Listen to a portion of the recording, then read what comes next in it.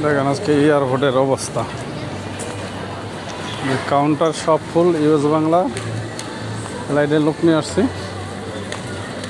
তাতে মোটামুটি অনেক লোক। 3:50 ফ্লাইটের কথা ছিল, ফ্লাইটটা চেঞ্জ করে দিছে 6টায়। তো এটা পিছন সাইডটা আর কি যাইতেছে ওদিকে, ওরা দিয়ে আইছি, দিয়ে আইলো মানে আবার আরেক ঝামেলা হয়েছে।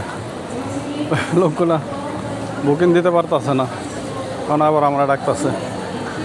এই যে এয়ারপোর্টের ভিতরে খাওয়া দাওয়ার ব্যবস্থা আছে, সব আছে, ভিআইপি এইগুলো সব। পয়সার খেলা এয়ারপোর্টে, মানুষ আর মানুষ। এই যে দেখা যায় মানুষ, কি পরিমাণ মানুষ। বিমানবালারা মালয়েশিয়া এয়ারলাইন্সের তারা যাইতেছে, দেখেন না কত মানুষ। বসার ব্যবস্থা আছে, ঘোরাফেরার ব্যবস্থা আছে, কারণ আমাদের বাংলাদেশের মতন না তো। আমরা বাংলাদেশে মানুষ ঢুকতে পারলেই তো মানে খায়া, বাদাম খাই, এইটা খাই, ওইটা খাই, খায়া যেখানে মন চায় ওখানে হাফালাই।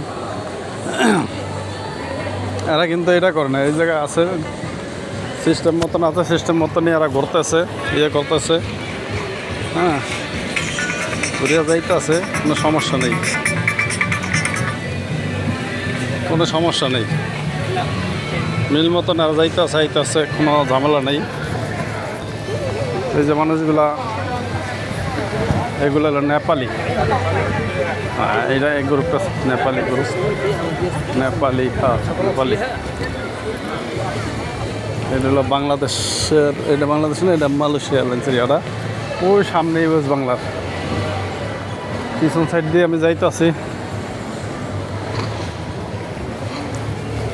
মানুষ প্রচুর পরিমাণ মানুষ এই টাইমটায়, এই টাইমে আর হইলো আপনার সকালে, দুইটা টাইমে আর কি মানুষ বেশি হয়। দেখে আমার লোকটা একটা খুব ডিস্টার্ব করতেছে, কোন পৌঁছায় আছে কে জানে।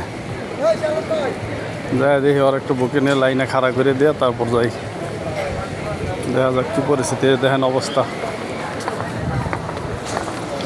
মানুষ আর মানুষ, দেখেন অবস্থা কী পরিমাণ।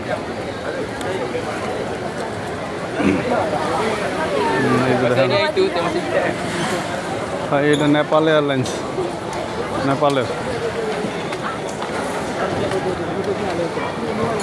কত মানুষ আর মানুষ, কি পরিমাণ মানুষ। কিন্তু কোনো কাউ নাই, গ্যাঞ্জাম নাই, ফ্যাসাদ নাই, কোনো কিছুই নেই। ঠিক আছে, মানুষ অনেক, কিন্তু কোনো ফ্যাসাদ নেই, গ্যাঞ্জাম কোনো কাউ কোনো কিছুই নেই।